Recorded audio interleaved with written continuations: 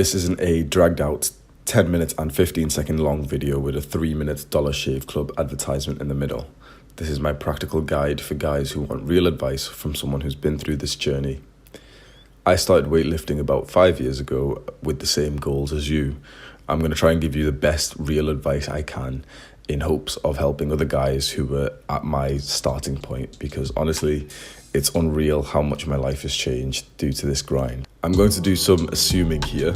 You're a young male, age 13 to mid-20s. You chose this video specifically because it's a guide on building an attractive body. So I'm going to assume that you want to attract the opposite sex and you believe building a muscular body helps with this. I'll just tell you the truth right now. It absolutely does. Building an attractive physique means to resistance train. That is weightlifting. This makes muscles while focusing on a progressive overload. So that literally just means making progress as you go along, using heavier weights, doing more reps, longer workouts. The usual guides you'll see online will have you lifting heavy 3 times a week, focusing on compound movements. This advice is given by guys on Reddit who look like this. Take this advice if you do not want to look attractive. Here is what I call the hierarchy of attractive muscle groups. Just quickly, I said this was going to be a no bullshit guide, so I'm going to follow that. I'm not going to go in depth with the particular exercises you should be using to grow these particular muscles. There's literally millions of videos out there that will already tell you this. My advice is to find a credible source of information, such as a scientific research-based YouTuber, and look up their guides on the particular muscle you're looking into. So starting from number 1, abs, the abdominal muscles. This is what symbolizes the Greek gods. The importance of abs in terms of attractiveness is huge. Every single person you meet will know what developed abs look like. Every single person watching this video has probably tried getting a six-pack when they were younger as well. A quick tip here, do a lot more focus on the lower abs. The upper 4-pack is generally built quite well through a normal weightlifting program, but the lower set underdeveloped, and that's the one that really fine-tunes the physique to make it look more attractive.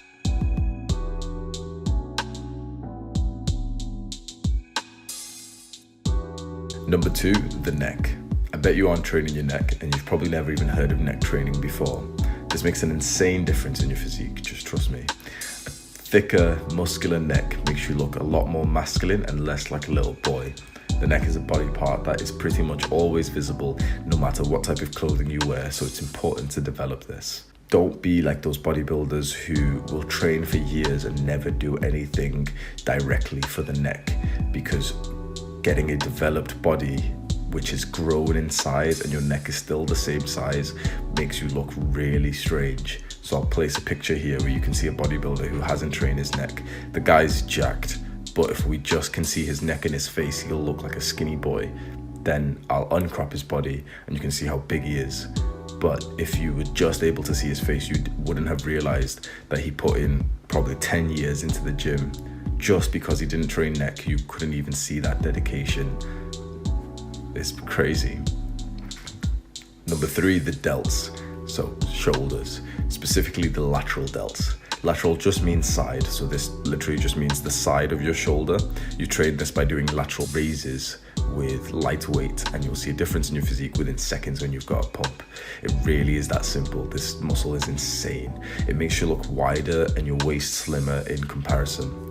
Other parts of your shoulder muscle like the traps, the front delts and the rear delts are really important as well, but I believe the lateral delts should be a much bigger priority.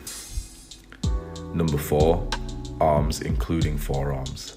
Just like the neck, this is a body part that is generally always visible, so any progress you make here will be very obvious to others. It makes it quite valuable to train. Forearms in particular add that fine-tune effect I talked about with the lower abs. If your forearms are undeveloped, it really does make your physique look strange and uneven. Back and legs. I've put these at the lowest hierarchy. Don't get me wrong, don't skip these days and don't not train them. I still train back and legs twice a week and I hit them hard and make progress on them. However, I feel like these muscles generally round off your physique, so it doesn't really look weird if they're undeveloped. But there's certainly other muscles that should be a much higher priority if you're focusing on aesthetics, building an attractive body. No girl has ever said that she's attracted to you because you've got massive quads or calves. Diet. You can get into this to optimize your performance in the gym, but generally a lot of people get off put due to the diet changes most guides will tell you. It will absolutely benefit you to track your macronutrients and weigh out every single gram of food that you eat, but honestly, the majority of people will never do this. It is quite a lot of effort. So here's my quick advice that I think will be valuable in this journey. You want to be building as much muscle as possible without putting on too much fat. So always try to be lean bulking. That pretty much just means to eat slightly more than you do now. The equivalent of 2 slices of toast on top of what you generally eat will cause you to gain around half a pound a week. The majority of that weight will be muscle if you're training hard and you're quite new to the gym as well. You can still eat quite healthy with high protein and enjoy snacks and meals out whenever you want. I've made a video talking about my awful diet where through my 5-year transformation I ate junk food pretty much every day, but I still made pretty good progress. You can't out-train a bad diet. Balls. You can't out-train a bad diet. I can. So this is how I've been eating junk food every single night. It really can be done, so don't think that to build an attractive body you need to just eat chicken and rice and broccoli and you can't ever have a burger. Put it this way, I go to McDonald's most days and I'm pretty muscular. This food isn't going to make you fat. Eating too much of any food, including healthy food like vegetables, will cause you to gain fat.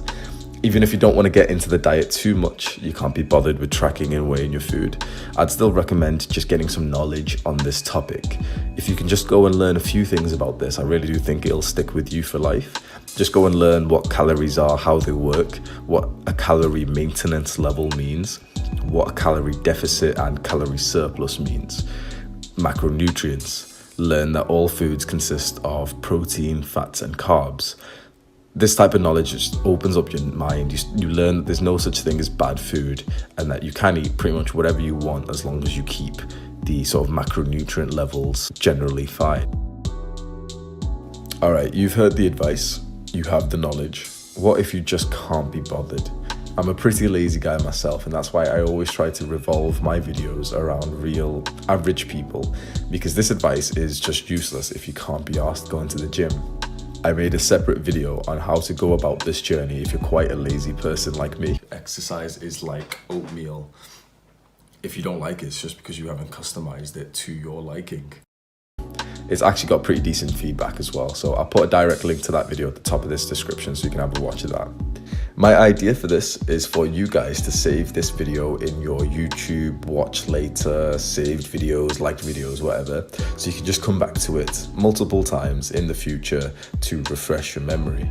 So in terms of that, I'm just going to fire off a bunch of quick random tips that I can think of that would be valuable if you're watching this in the future. So just quick, sleep is very important. Get more than 8 hours. Everyone will tell you to get 6 to 8. No, get 8 to 10. If you're working out, you need longer. There's no such thing as overtraining, it's under recovering. So if you can only sleep a certain amount of hours at night time and you have to wake up at 6 or 7 for work or for school, that's fine. You'll only get 6-7 hours. But when you come back, there's nothing stopping you from just having a half an hour, 20-minute nap and doing that twice. And studies say that that's actually pretty healthy for you as well. And in terms of supplements, creatine, protein powder, vitamin D, zinc. There's some other ones that you can take. A lot of them are just waste money. Any kind of supplement you're getting should be very cheap, a couple of pounds each. Vitamin D, zinc, multivitamins, whatever that bullshit you're gonna buy. Literally search for it on eBay. Don't buy any of those that get delivered to your door and it's customized for men or whatever bullshit. Get the multivitamins that are like 99p on eBay. It's the exact same thing. Vitamin D is like £2 on eBay for like a pack of like 1,000. Zinc is like £4 for like a pack of 100, something like that. Creatine is like £10 and it'll last you 6 months. Protein powder is a bit more expensive. You'll buy it for about £30-50 and it'll last for like 6 months anyway. Optimize the perfect scenario. So the video that I've linked at the top of the description, I went into this with better detail, but there's always a perfect particular scenario that you'll have a great exercise session in. So the scenario can be changed by the variables. What that literally just means is that there's factors that go into the exercise session, like the music you listen to, the clothes you wear, what time you train, what gym you train, if you train by yourself, any random factor that you think that could potentially affect your session. Just write it down, have a little thought about it, but spend some time on this. What is the perfect scenario for you? Do you want to go to the gym and train at nighttime? Would you train better in the morning, but then would you have to wake up earlier for that, so you'd have to go to sleep earlier? Figure all this out, and then you'll be able to find the perfect scenario, the schedule that works best for you. Cardio doesn't really help with building an attractive body, but it does have good health benefits. Plus, it stops you being unattractive if you can't go up some stairs without wheezing like a smoker. I'm going to end this video with a bit of a motivational speech. I've kept calling all this a journey. That's exactly what it is. This is your journey. You're writing the chapters of this book. Make sure when you look back, you'll feel proud of the effort you're putting in. We all wish we could be teleported back in time and slap some sense into our younger selves and tell them to work harder. Make sure your future self isn't looking back at you today and thinking this. Make sure your future self thanks you for the work you're putting in today. And as always, buy my premium Snapchat.